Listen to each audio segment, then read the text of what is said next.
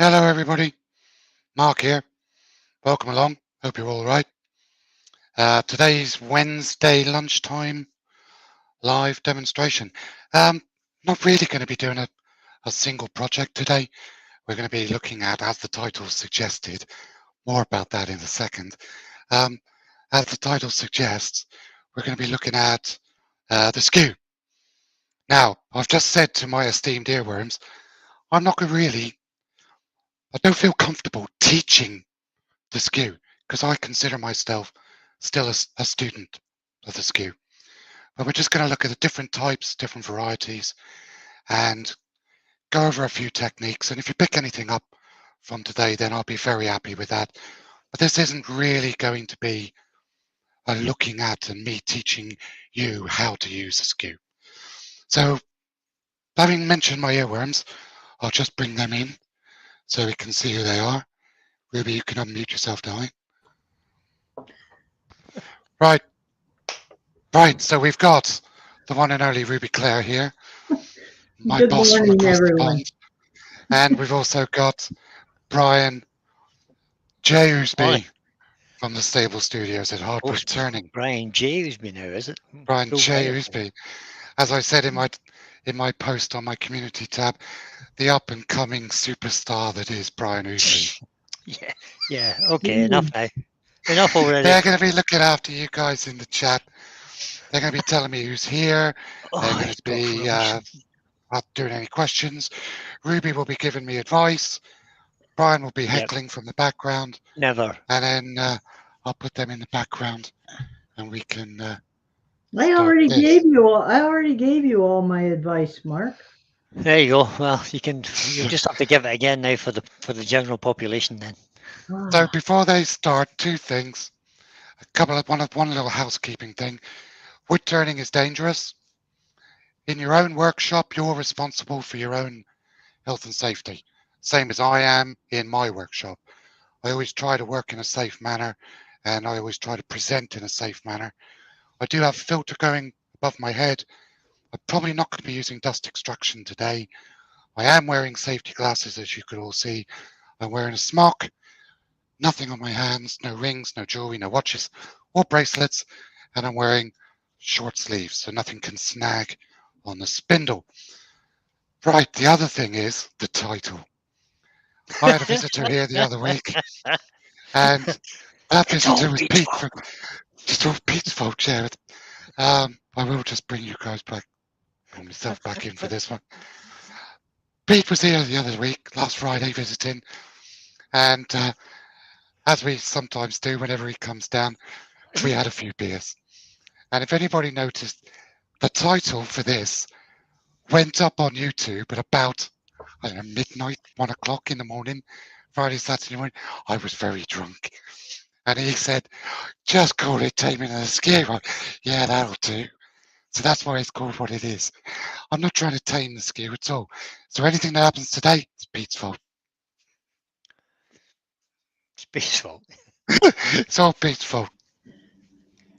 So if you want to tell me who's in first, I'll get these sorted out, and then I'll go through what type of skews we've got here. I'll let you have the honor, Brian. Oh, there's loads of people in today. We've got millions of people in. There's 26 people watching already. So Michael McEwen's in. Pete from Twisted Trees has popped in, but he says unfortunately he's got some family business, so it means he'll not be here. But he came in to wish you good luck, Mark. Yeah, I'm going to need it because I've just seen who's in the chat. Michael McEwen, Rex B's here. I'm coming to that, Mark. Just you hold your horses. Gary Glass is in. Rex B's in. Rob from Copper Woodturning. Just scroll down my list. Oh, look. Oh, Doug Miller's in. Derek Bartlett's in. The Yorkshire Grit is here.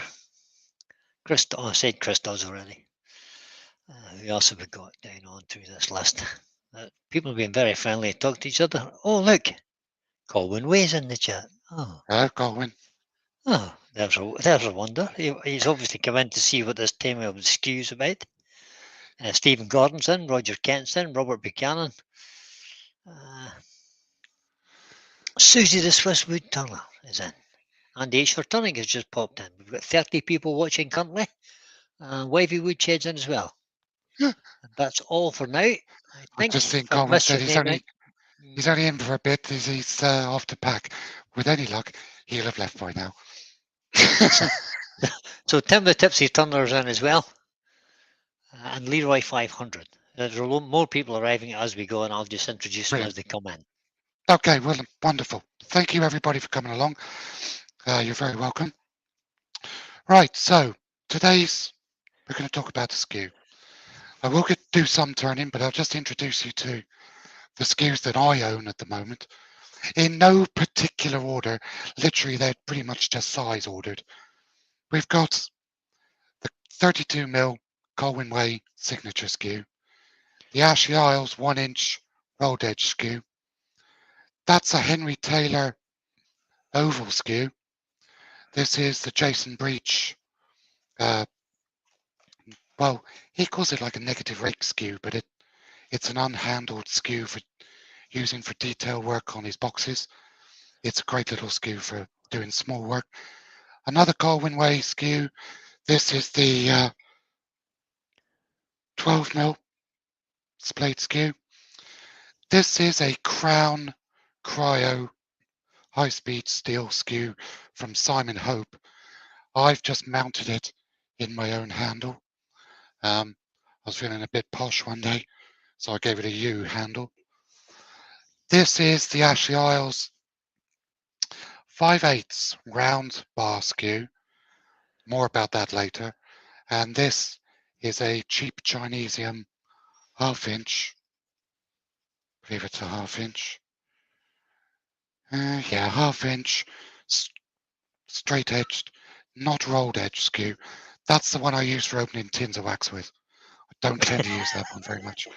I keep that one just for effect, so I'm actually just going to shove that away because I don't use it. So we've had a few more people pop in, Mark, before you go on a bit further. Douglas Mungham's in, Leroy 500, Joe Senior's in, Michelle Higgins is in, Amy Jones is in. Brilliant. Nice to see you all. Ruby, you're muted, darling. There you go. Is that better? There we go. That's why we can hear you. Right. So, like I said, no real projects lined up.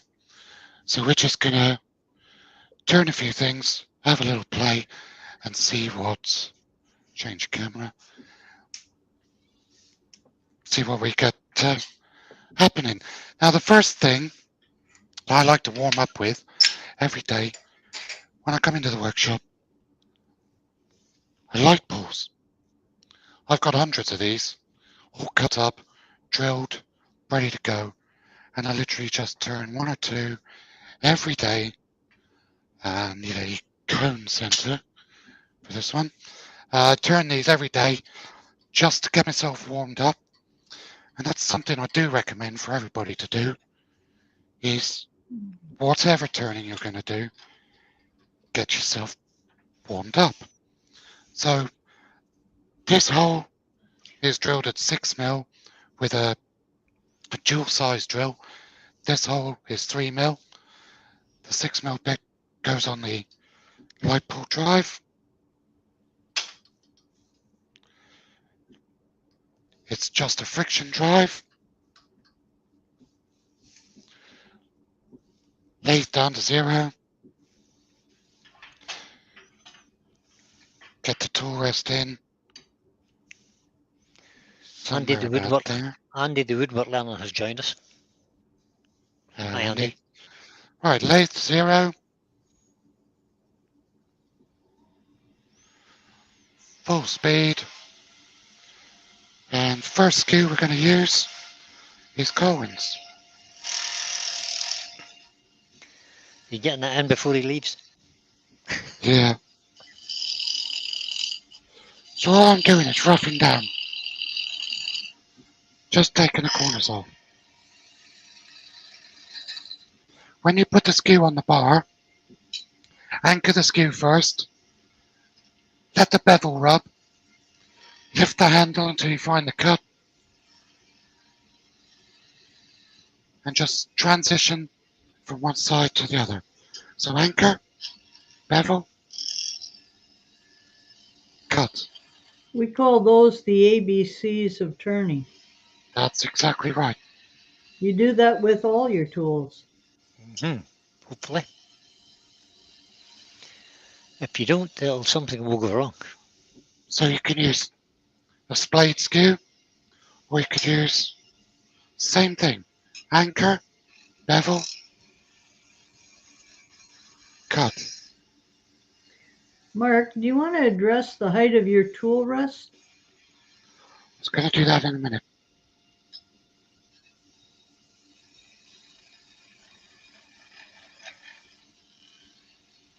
Well, in fact, you just have a question about that. Yep. Go on, Em, what was the question? What height's the toolbar in relation to the workpiece? Depends on the width of the workpiece. That's from It Gary also Glass. It depends on the width of the workpiece or the diameter of the workpiece. You want the cutting portion of the skew just, I have it from me personally, just above center. So as the wood comes down, it's cutting at the bottom third of the cutting edge. And that portion there is just above the center of your spindle. Okay. So if you have a greater diameter piece, you'd raise the tool rest. Tool rest would be higher, yes. And which part of the skew are you cutting with? The bottom third.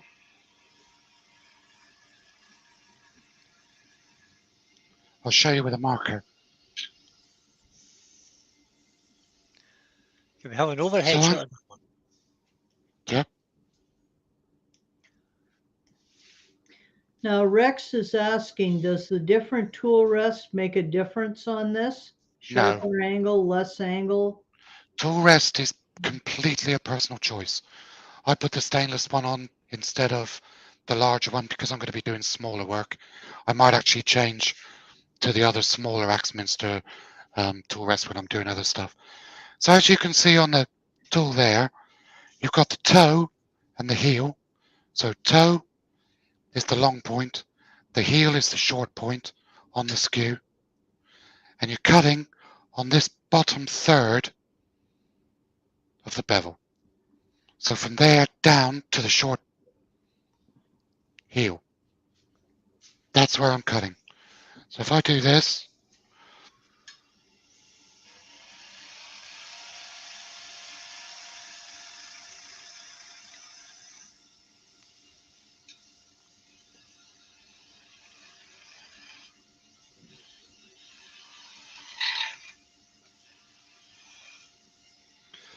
don't want to get too thin without starting to put a little bit of shape on it.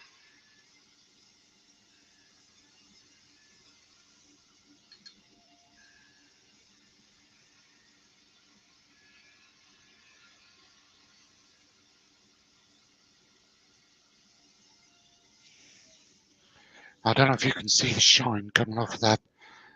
That's purely off the tool. A little bit of a flat there.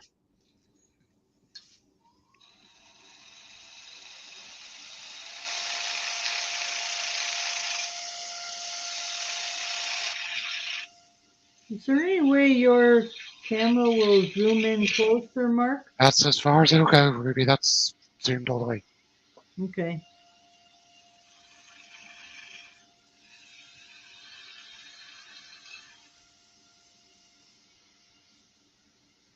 So let's use a different.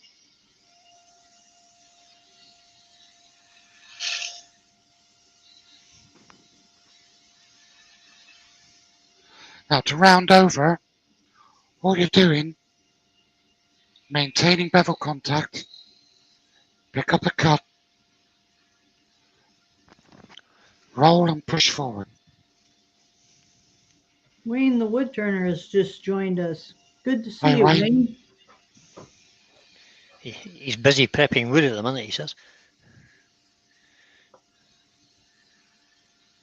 Wayne's always prepping wood. He doesn't have many lives, he needs to. A lot of people don't realize how much preparation goes into these presentations online Indeed. off the side.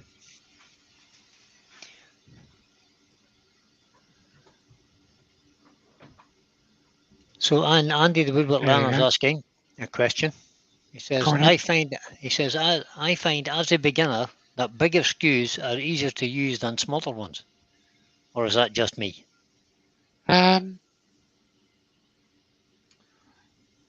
It might be Bigger, because bigger ones can be easier because there's more mass to the blade. yeah, it's And easier to find the lower third of it than it is on a small one. We've been joined by Paul Finley, woodworker at home, or woodturning at home, and Stephen the Wood Dude's in. Mark, would you explain the cut you're making right now? yeah, I'm just doing a V cut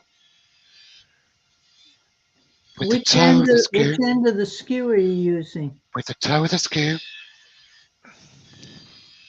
So the long point on the tool rest. And the reason I'm doing that, so I can roll a bead. Now when I roll a bead over, use the corner of the heel, keep the bevel in, and roll the corner over. You don't have to do beads in one go. You can do beads a bit at a time. The bigger the bead, the easier that is.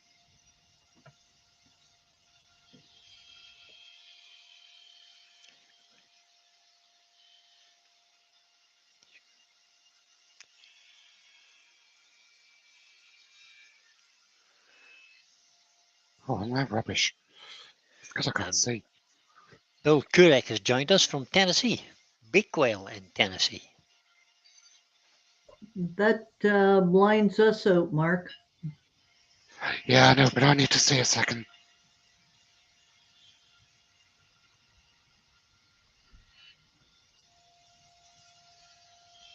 And the Wood Dude is asking what we're making today, what everyone's making today. I'm going to be doing something similar to what Mark is doing this afternoon. I'm going into my shed to work on some scrap pine, just to play with it and maybe add some colour. We're not actually making anything today, Stephen, just playing around. Bill from Tennessee has joined us. Yep.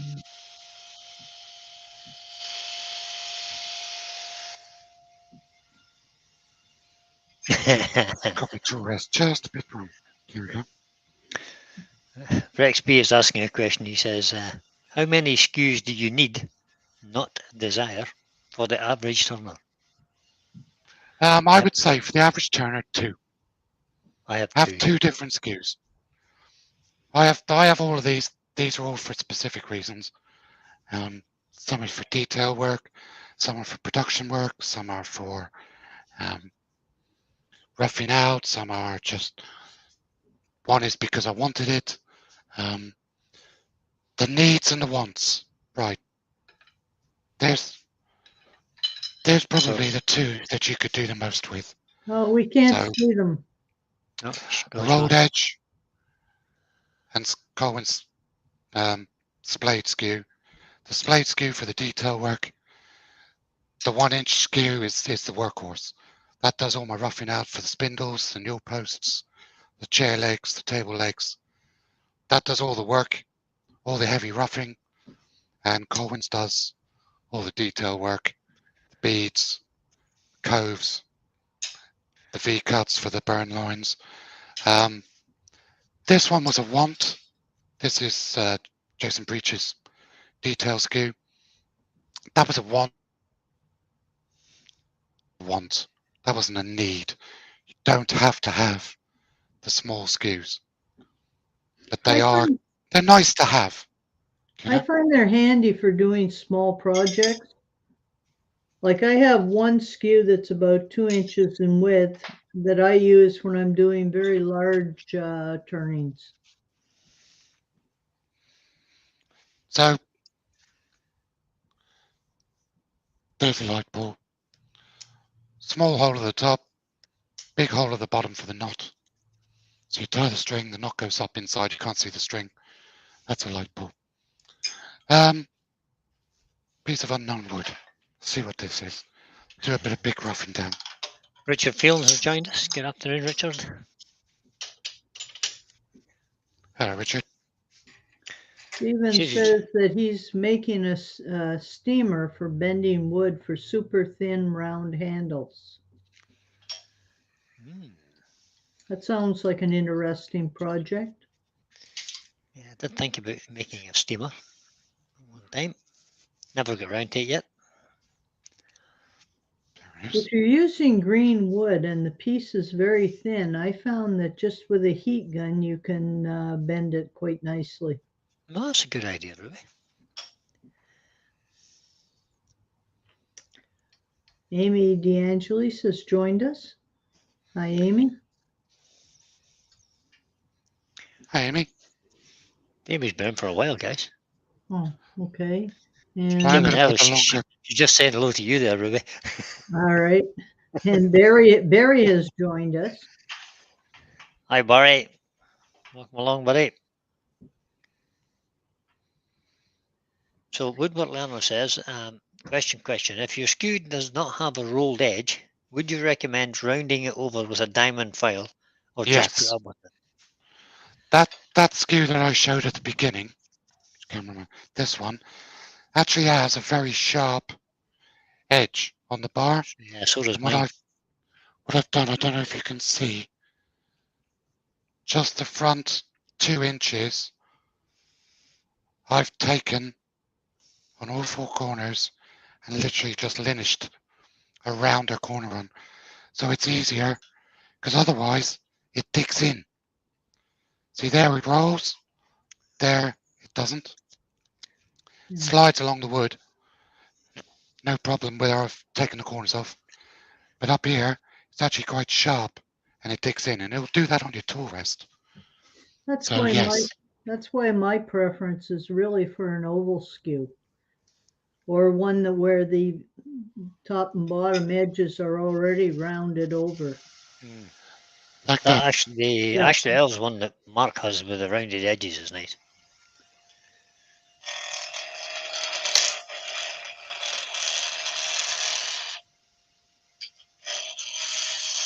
Wesley Hannah has joined us. Good afternoon, Wesley. So this is the oval skew. Tool rest is a bit high. When I first got this, it was actually radiused, and I used to use a radius skew quite a lot. And I will admit that a radius skew, where it's got a radius on the end, when you're first starting out to use the skews, it does make it easier to use. But once you get used to it, get rid of it, in my opinion, get rid of it, go back to a straight edge. You can do more with a straight edge than you can with a radius skew. For example, if you're doing a peeling cut on the end. Malcolm So Douglas you- has joined us. Good afternoon, Malcolm.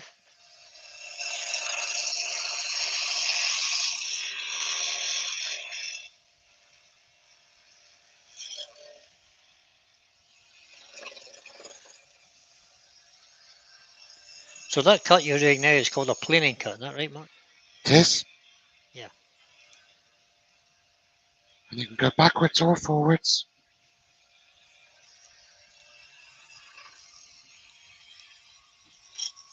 But if you're going backwards and forwards, always finish on a forwards cut. You get a better finish.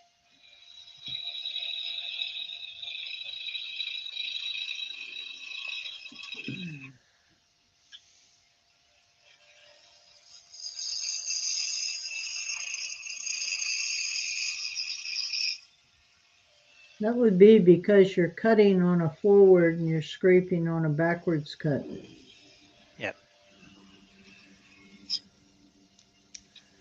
If you're going forward, you're actually rubbing the bevel then, aren't you?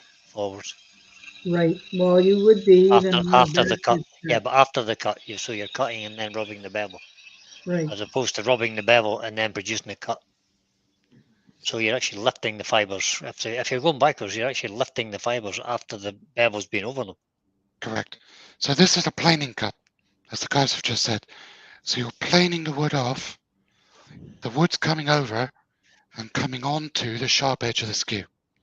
And you're planing the wood off. Now you can also do a peeling cut. A peeling cut is handy for creating tenons on the end of a piece of wood.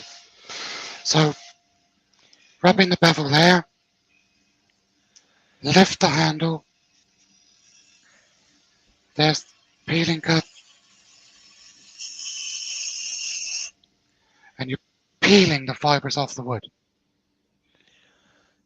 You're taking the wood down, and you do get this rough tear out right on the edge when you do that. You know, There's no shit something you that, taking this off. something that can help with that tear out on the end. As you get to the end, just lift the handle a tiny bit.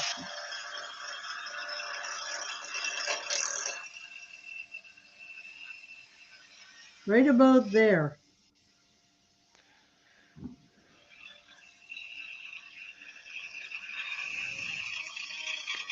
So Steve Fleming and Ash from Kitey's Shed have just joined us. Good afternoon, guys. Though I have no idea what this wood is.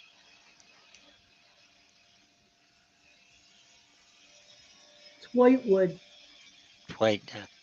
It's also tree wood, I can guarantee that. It came from a tree somewhere. I think it's a bit of pine. So got open grain. Could be Can't really see the beech. grain from here. Could be beech. I think my tool rest a little bit low. Keep adjusting your tool rest. Don't be afraid to stop and start. Get your tool rest in the right place.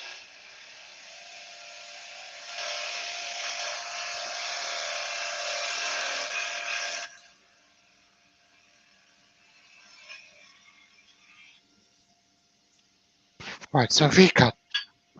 Turn the tool over, use the toe of the skew, plunge it into the wood, just to the side, take another piece off, just the other side. Now, when you say plunge it in, you don't mean just thrust it straight I don't forward. mean, You no, mean I don't mean just dive it in like this. No. Guide, lift tip the in, handle. and you can keep going down as deep as you like. And then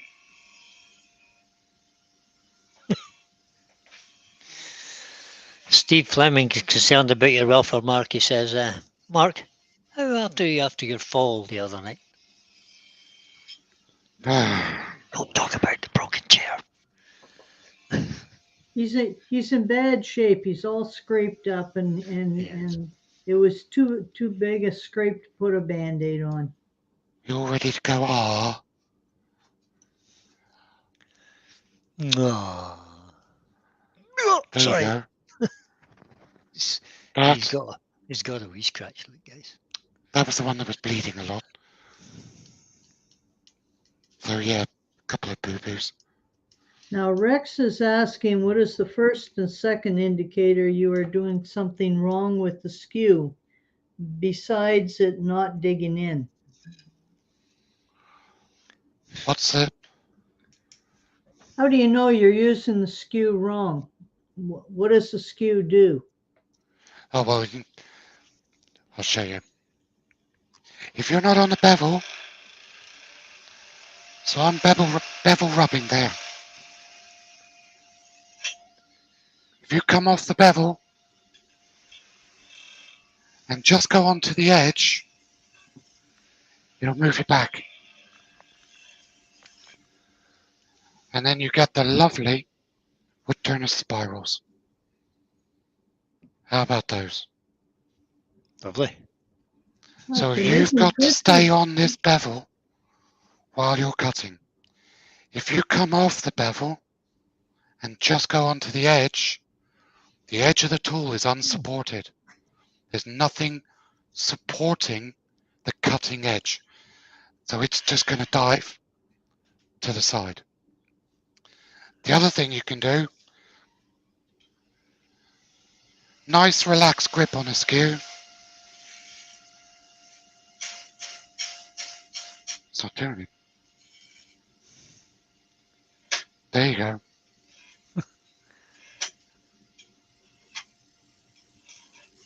If you get that point engaged while you're trying to cut,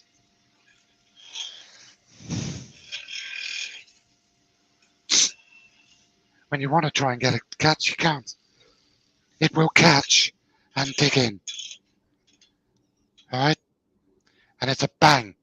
Because what happens is it catches there, bangs onto the tool rest, and throws it backwards.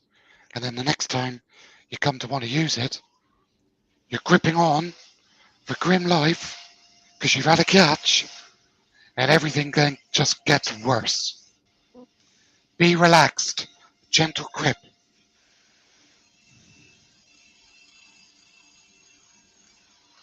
Oh, Benjamin has indicated the bad news. The SK114 is out of stock. I'm not rising to the bait today. I hate to say it, Brian, but I don't own an SK114. Yay! I do have 4 Vicmark chucks. Oh, okay. Well, Yeah, big mark there. when I first got chucks, the SK114 wasn't even around. Didn't exist. You're quite right, Ruby. Right, see if I've got rid of all the I've never even seen a Vicmark chuck, to be honest. Actually, they're very similar to the SK.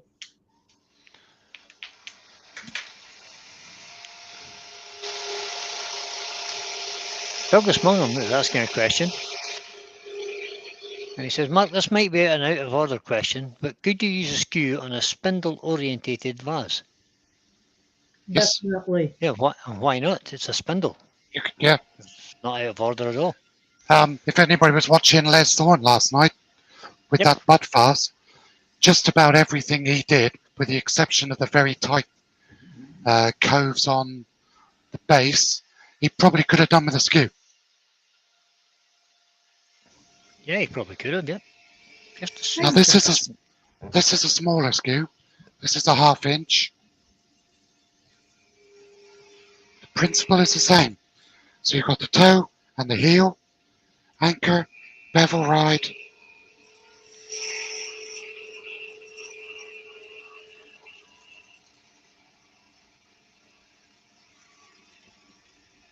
I think of the skew as kind of like a spindle roughing gouge, that it's used primarily or best used on spindles. Mm-hmm. I can't think of any occasion when I would use it on side grain, except maybe in forming a tenon. Or Now this piece of wood is about 8 to 10 inches long. Because it's getting thinner, it's getting a little whippier. So what you can do is you can support the piece with your hand. Only do this if you're happy and confident to do it.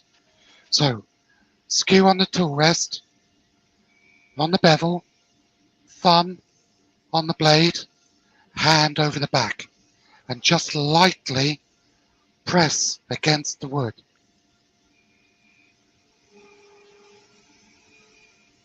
You can go behind the blade or in front of the blade.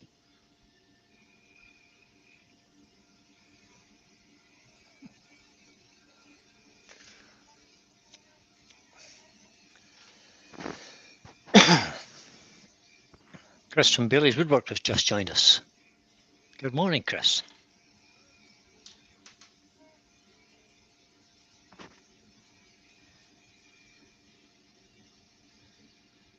And that eliminates or reduces the amount of vibration that you get on the piece. Do have one little ropey bit there with a couple of knots just there.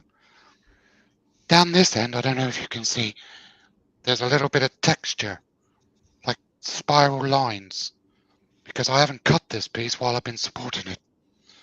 So, same if you're going left-handed. Anchor, bevel, hand.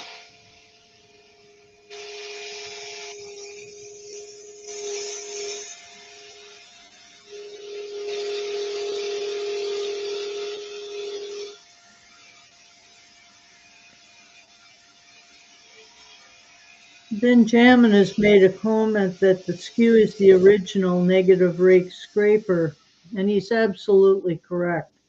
Yes, skews do make really good negative rake scrapers. For example, on that little corner on your right, Mark, where you started a bead, you could Yeah, use the skew in a negative rake orientation and round yeah, that corner. you do it like this. Correct. Except I'd cut the other direction.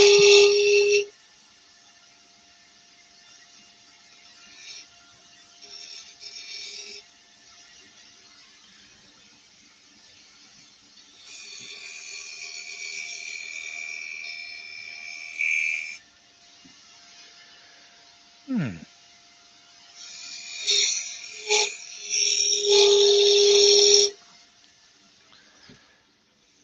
It's not as So, good as finish, but it's a nice finish. That's Rex sandable. B is asking a question there. He says, is there a speed range to use the skew? I would suggest not. The speed needs to be higher than you would do for bolt turning, because most spindle turning is done at a higher speed. The speed needs to be whatever you're comfortable with a piece of wood that's on the lathe. There's no set rule for speed. Yeah, I tend to use a higher speed as well. What you I have would. to do is, if you use a lower speed, is you have to adjust your rate of cut. Yep. The rate of travel of the blade over the wood needs to be slower for slower speeds, and you can increase the speed of travel the higher the speed the lathe is turning. Well said, Brian. Alright, so there's a bead. Nice bead, Mark. Thank you. Yep. Bigger the beads, the better, the easier they are to make. Tiny little small intricate beads are much more difficult. Just need to practice at them.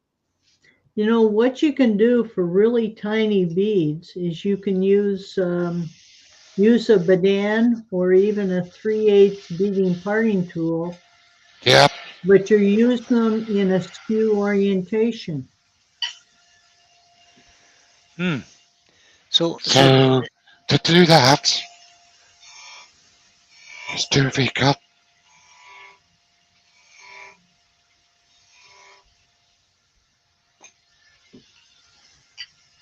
That's a beading parting tool. Right. Right? So, use it like a skew. If you're just learning how to use a skew, this is probably the easiest method to get the feel for a skew, doing it with a beading parting tool. Mm-hmm. I have a Beading that I use, and I can actually make a 1/16 of an inch bead with it. Well, so is it the angle that is ground at that makes it easier? It's because it's quite a thick tool. It's got a strong... Yeah, but what angle have you got that ground at? No, I think that's 30 degrees. Yeah. And most skews are sort of 25 degrees or less. So that's a beading parting tool. But you can use it in a skew orientation the same way that you turn a bead with. But because this is thicker and the angle is bigger, it makes it easier. I think it's all to do with the more of the angle than anything else. And it's the same action. It is, it's exactly the same. Isn't it a two-part action because you're rolling and lifting at the same time?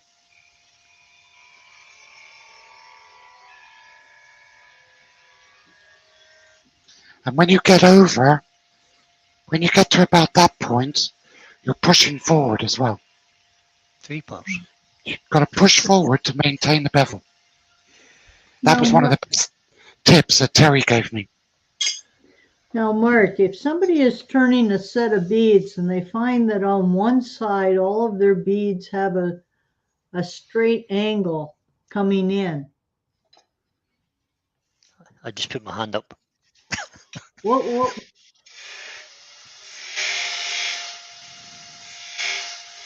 That's because they're coming over too fast. And they're not finishing with the skew upright. They're finishing with the skew at an angle. So that one's quite rounded.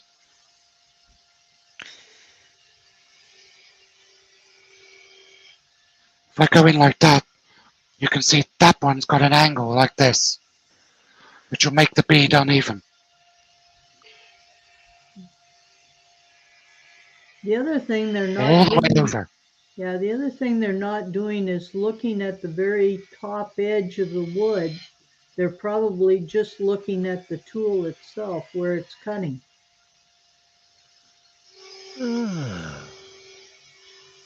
I've just Like had a that. light bulb moment then. Well, it's true of all of your tools. As It you're is making really, a yeah. cut, you want to be looking at the horizon, the very top edge of the wood to see your shape. And for returners with less experience, in the words of Mike Walt, it's difficult when you're using a skew. Sometimes in the beginning it's difficult to take your eyes off the cutting blade because you're afraid of where it's going to go. Well, when So I you learned, have to have a deal of confidence. Sorry, Ruby. Go ahead. when I learned how to turn, particularly with the skew, Alan Batty was the gentleman who taught me. And he would come along and he'd hold a paper over top of where the skew was touching the wood. Ah, So right, you okay. had to look at the top profile because you couldn't see. And he'd make you start and finish the whole cut without being able to see the tool touching the wood. And as a result, you learn to develop a feel for where the tool is. You can also do codes with a skew. Can anyone tell you can't do codes? As you come in,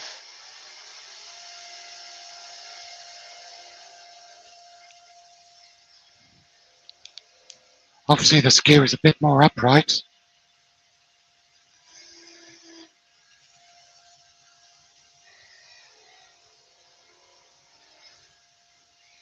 If you watch the handle on Mark's tool as he's making that cut, you'll see what's creating that cove. So FKO has just joined us and he's about to be leaving again. Any more of those comments? He says, Brian, do you have a skew 114 yet? No. Of course he said. He says, Brian, do you have a skew 114 yet? No, is the answer. But welcome along, FKO.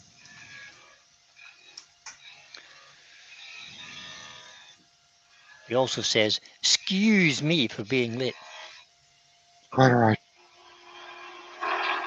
Now watch Mark's handle as he's doing that.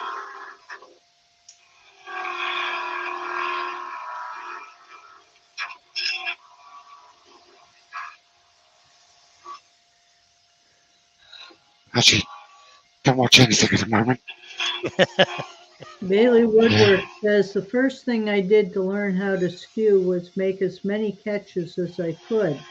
Once you catch 20 to 30 times, it isn't as scary anymore. I've seen Colwyn doing that in his demonstrations as well. He actually, and Les Thorne as well.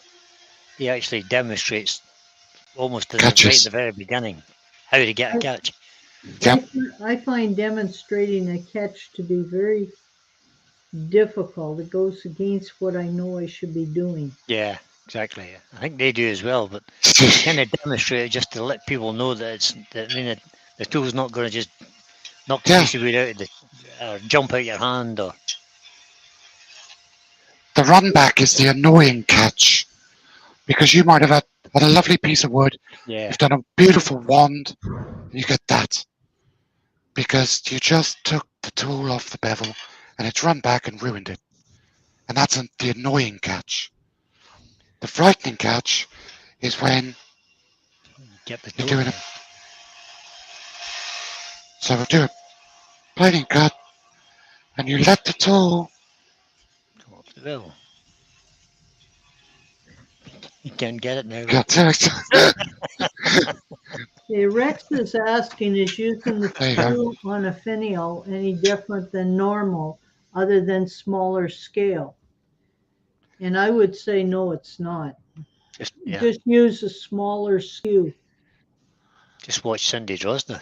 See what makes Yeah. use the skew on tiny, tiny little things. Now you can go from one extreme to the other Yeah. with. So you've got the tiny little skew. Woodburn Paul's Nice little- joined us. He says apologies Paul. for being late. So you've got this one, which is 12mm, a lovely little detailing skew. Then you've got a brute like this. Now this one, when I first got it, it was skewed. And to be honest, for what I needed it for, I actually found it awkward. So I took the skew off and made it straight edged. But it's the same principle. Bevel, finer cut.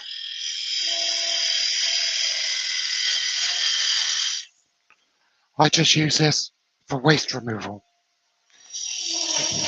Amy's asked a good question. She says, what does the skew not do? You can pretty much do all of your cuts with the skew. Turn bowls, I'd say, is about the only thing you can't do with a skew. I agree. wouldn't be taking, anything in spindle orientation, really. If you're turning finials, then it's really important that you use the technique Mark showed earlier, where you have your hand coming around over the tool rest and holding on to the piece of wood. Because as the finial gets very fine and thin, it does tend to move quite a bit. But even with this big one,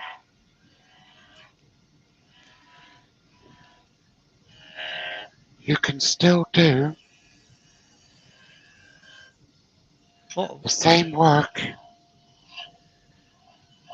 So what angle is that ground to, Mark? Oh, that's a custom angle. It's about 35 degrees. Okay.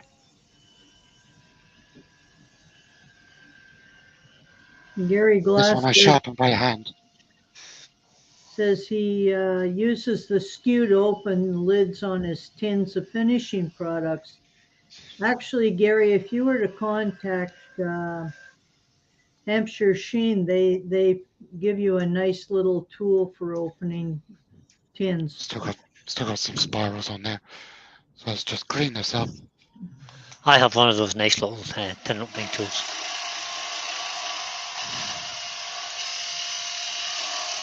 Leonard says he has a 6mm skew he uses on pens. It works nicely. Now 6mm is 1/4 inch, so that's okay. Stephen makes a good point. The skew are not designed for any type of earwax removal. Indeed. Even blunt ones. I would suggest it's not a good idea to be sticking a skew in your ear, regardless of the size of your ears. So I've got loads of these in my workshop, these sticks. These are just practice sticks. Just get some gash wood, pine, anything cheap, cheerful, free. Practice with it. So that's that one. That's what I'm doing this afternoon. Chuck something else in.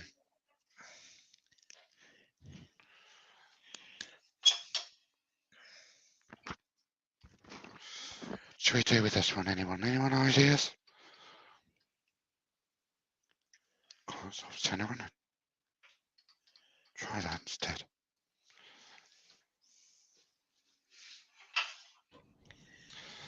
Now, Mark, I hold my skew a little different than you do. I tend to put my hand on top over it.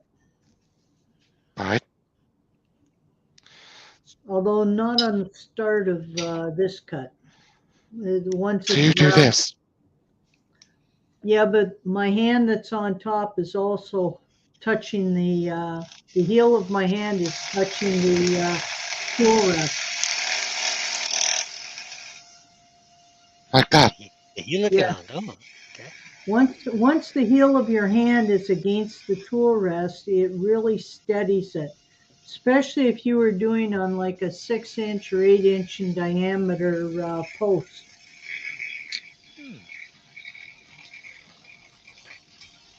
That feels Yeah. very awkward.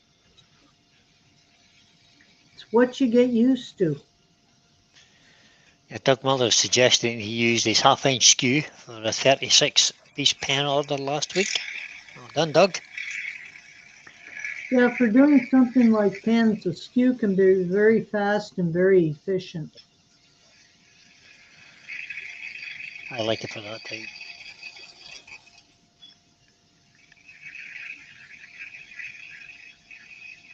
Now, I would find that awkward, Mark. I prefer the heel of my hand against the tool rest.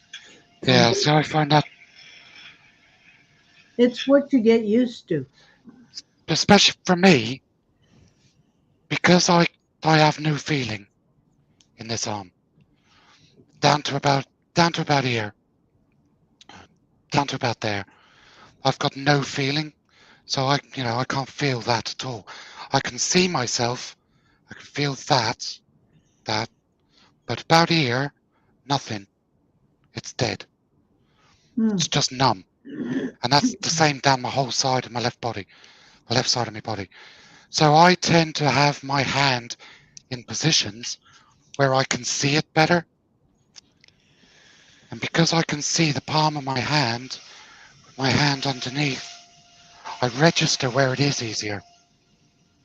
That's a good adaptation, Mark.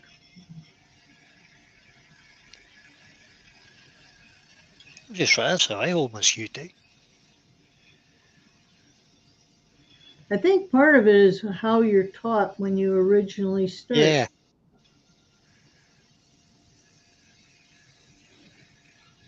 And because I can switch between right and left hand quite easily, I mean, I don't mind this side like this.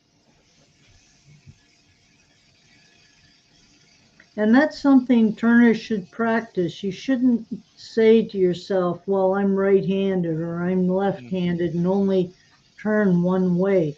You should learn how to hold the tool in both directions. I do prefer.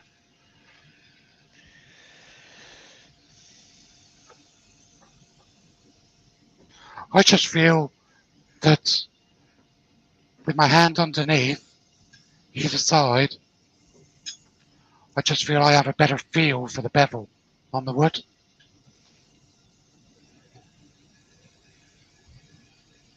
Because when I'm like that, I don't have as much contact.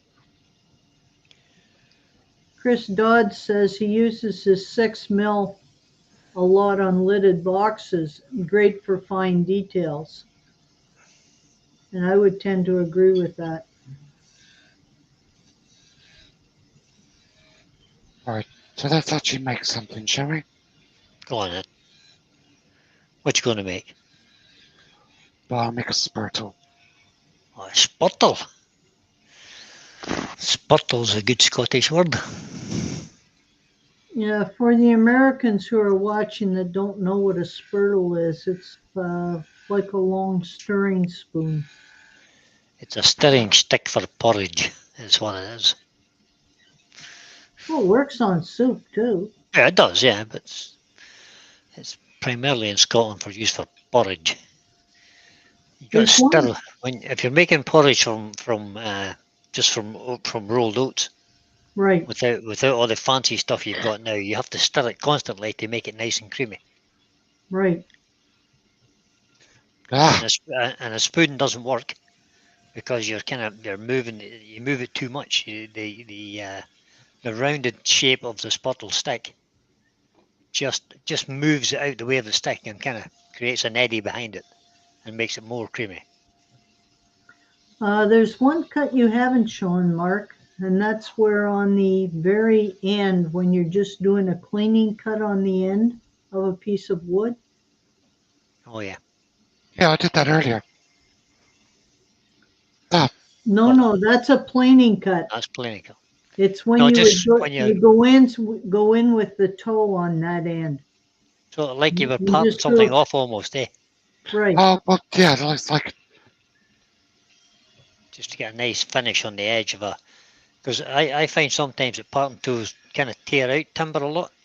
Right. Not, and you, if you get something like that, you can use this cut that Mark's going to show us now, just to I see what you get mean, a right? nice Okay, flat edge on it. so let's use a bigger skew so you can see it. So using the toe of the skew, if you want to get down so that you can part the piece off, it's basically a series of V-cuts. Yeah. It just peels the wood away. And that'll give you a nice cut that you won't even have to sand. Yep. Douglas is asking if a skew can be used on off-center work. And Wesley has indicated there's an old Alan Batty video of an off-center table leg using the skew. And yes, a skew can be used.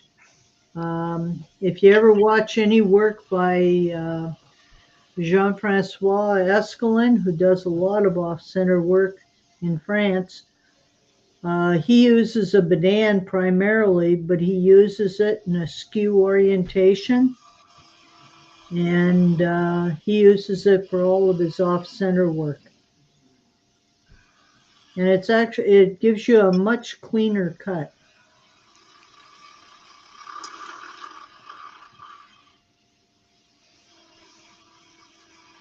Those pieces start to get a little bit whippy again.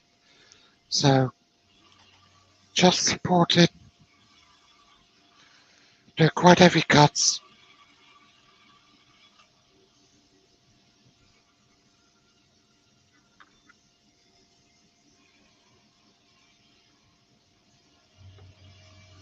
Do you not put your fingers underneath the tool rest as well to support that? I don't actually like doing that. You mean like that? Yeah.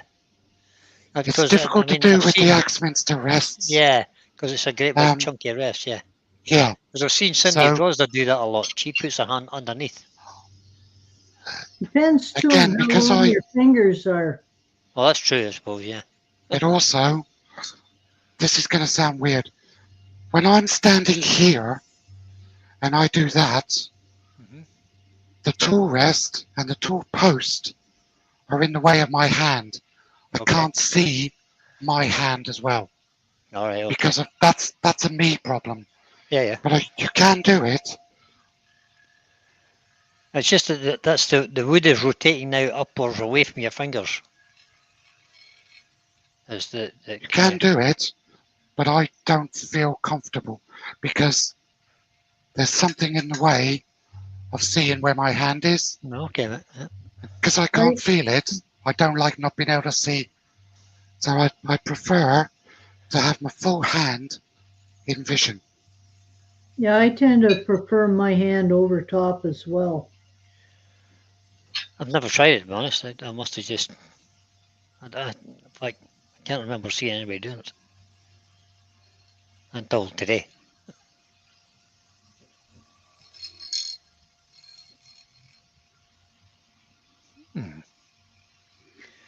Stephen So, says the first woodworking tool he made was a skew from an old wood chisel, and he's still got it. Now the cut that Ruby was talking about earlier, so you use the toe, so you can use the heel to do the beads, to roll the beads. You can also roll beads with the toe. And you can also create rounded ends with the toe. So Notice how the handle on the tool came around to create that bead. Watch it. and the same here. And that's where people go wrong, is that they don't bring that handle around in the shape of the it's a very corner big they're up. trying to do. It's traveling in quite a big arc of that handle there, isn't it? Yes. If you're watching somebody turn and you want to learn a particular skill, watch the handle of the turn of the tool more So than that watching the tool right on the I wood. go to tailstock. I'll do it here. So you can see the handle, See the handle now, yep. right? So I engage the bevel.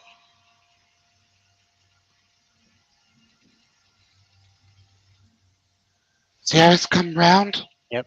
That's a huge amount of travel on the handle, on the end of the handle. Right the way round.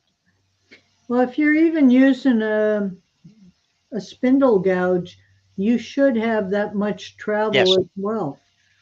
If I stand back, you can still see the handle over here. Yep. Now normally it's going to be in here against your body and you'll move with it. Okay? But this is so you can see. Yep. Mark, See the handle comes round. Do you own a Beading? No. Jim Matthews just joined us. Hi, Jim. That's a new name for me. Jim Matthews.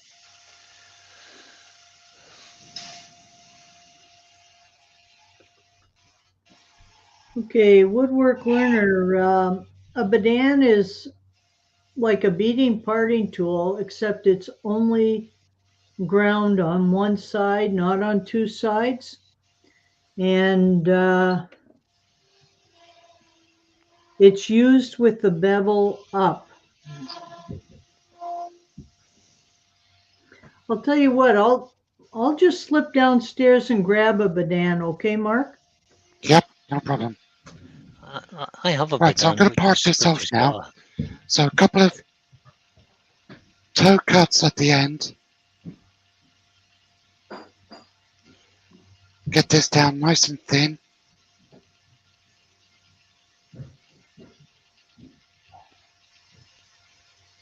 Jim Matthews joined us. He says, hi from Earth, guys.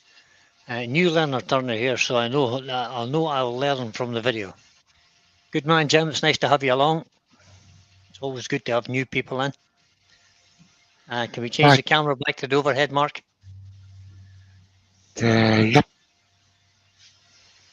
So I've taken this end down as far as I want to.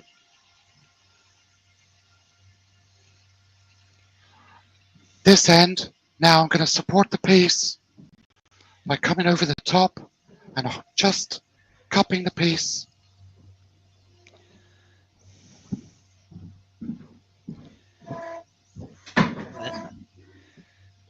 You're right, using the toe.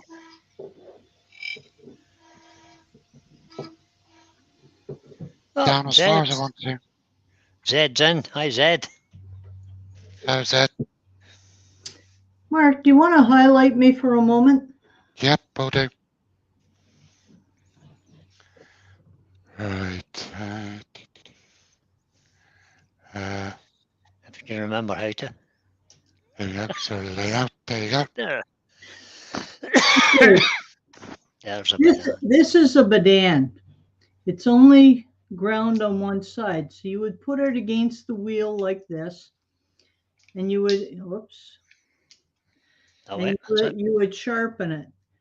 But to make it a Beading and make it useful, you have to take a diamond file or card and take the burr off this top edge. And then what you want to do is you use it in this orientation. So you would put it on the tool rest and use it that way. Now this is a thin one. They do come in wider widths. And you would use it just like a skew. And it can actually get into areas tighter than a skew simply because what angle's on that, Ruby? It can get into areas tighter than a skew because this angle is actually smaller than a skew angle. Yeah. So what grind have you got on that? What angle of grind? It's probably about 15 degrees. Okay. Wow. So if you have to get into a really tight corner, this is the tool you want to be using. Nice. But I'll bring. Okay. I have a Beading, but it seems to have a. I've never used it, but it's exactly the same tool as that. But it seems to have a almost like a radiused end on it. The last Never thing I used wanted it. to. Came on my kit. The last thing I really wanted to talk about was sharpening. Really? Now, I'm not going to tell everybody or suggest to everybody a sharpening system. That's up to you. The one thing I will suggest is get one of these, which is a diamond card. Now, this diamond card is $3.50 on one side, $6.50 on the other side. It's not marked, but it's very easy to figure out just by the coarseness of your fingers. That's the $3.50 side. That's the $6.50 side. That's the $3.50 side. Especially with skews, but you can also do it with all your other gouges.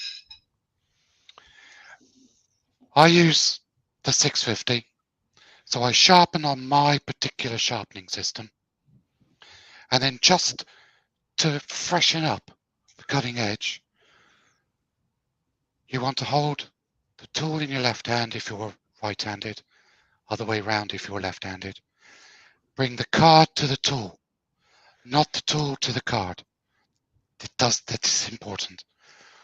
Bring the card to the tool, rest it on the bevel so you can feel the bevel, and then just backwards and forwards, a few strokes, turn it round, card to the tool, find the bevel, a few more strokes. Try and keep the even number of strokes to either side, and that is enough to put a razor edge back on that. And you can do that with any skews you've got. Mark, could I make an added comment here? Yep. Sometimes if you have a thicker skew, that little corner at the back edge of the bevel where it meets the regular metal can dig into the wood. So the same as you would do on a bowl gouge, you can actually take the diamond file that you're using and round that corner off a little bit, and it'll travel even smoother along the wood, particularly when you're trying to use it to make a cove. Right. Good tip there, Ruby. Thank you. So those are now all back as sharp as when I started. I haven't had to go back to a gouge, back to the sharpening system. This usually just stays in my back pocket. And as I'm turning, I literally just do that every few minutes. Keeps them honed and back to sharpness. Couple of things there. He said, Benjamin says it might help if you mark the blade with a black marker and then use your diamond tool on it. You can see exactly where you're taking the material off. You're not really taking material off. You're just honing what's already there. But it would diamond cards aren't that aggressive. You know, but it just helps you know that you're actually getting it flat or getting it on the correct bevel. It's a helpful tip. So you're saying do that? Yeah, just run the marker along the edge of the blade, basically. And that'll just sometimes can just help you make sure you're getting it flat rather than rubbing one edge with either the toe or the heel. Yeah. Now, what grits do you have on that card again, Mark? 350 and 650. And it can also let you know that you've actually got a good grind on it as well. As apart so there you go. Right. I'm just missing off the toe end a little bit by doing this. Yeah. So it's just a good little thing to, particularly if you're learning, it would help you to make sure you've got the card in the right inclination for the blade. Because I was stood back a little bit. So there's the bevel. There like that. Card up to the bevel. Yep. So now that's flat on the bevel, Mm-hmm. and you can feel it going up and down the bevel. That's that one. Perfect. Turn it over. There's the bevel. So you can see there, Mhm. I'm off the bevel. Yeah, that's it. Now I'm on it. Cool. Backwards and forwards, up and down. Okay. Get one of these. These, they're about, I think they're about 12 quid on Amazon. You can buy them from Axminster, Amazon. Get the good one. The CJE, I think they are. Don't know. They're very good. That was the next £12. question. That was the next question I was going to ask you. Roy the boy says, "Where did you get your diamond card?" There you go. I got that. I got that from Amazon. Axminster sell them. Bit more expensive, but I got it from Amazon. Shock. That's the same That thing. expensive, more expensive. No. Did you have the diamond card in your back pocket on the chair, Phil? No. Funnily enough, I didn't. You know, a good thing for people to practice making with their skews after they've made like wands and spurtles and stuff would be to practice making snowmen with top hats. Yep. Yes. And Yeah. you'll find you can make the entire piece with the skew, right from roughing it down to everything. These. So that's a wand. That was all done with a skew. Beads on the end. Yeah. The coves were done with a skew. That was tapered with a skew. And that's a snowman with a top hat. That's all done with a skew. I might have a snowman here. Imbued here. And these are all done literally with one tool. Roughed down from square to round, shaped. It's basically a big bead, half a bead, and a taper. There it is. That's all that is. That's all a snowman is. Here's another snowman that was done with the skew. He doesn't have a top hat, and the two arms in the book were done separately and then added on. But the entire shape, you know, like the head shape and the body were all done with skew. Cool. What's nice about doing it is a skew gives you such a nice clean cut. You have very little sanding to do, and I really hate sanding.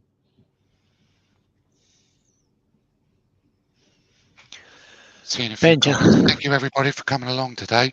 Like I said at the start, I don't feel that I'm qualified enough yet to instruct properly on the use of the skew.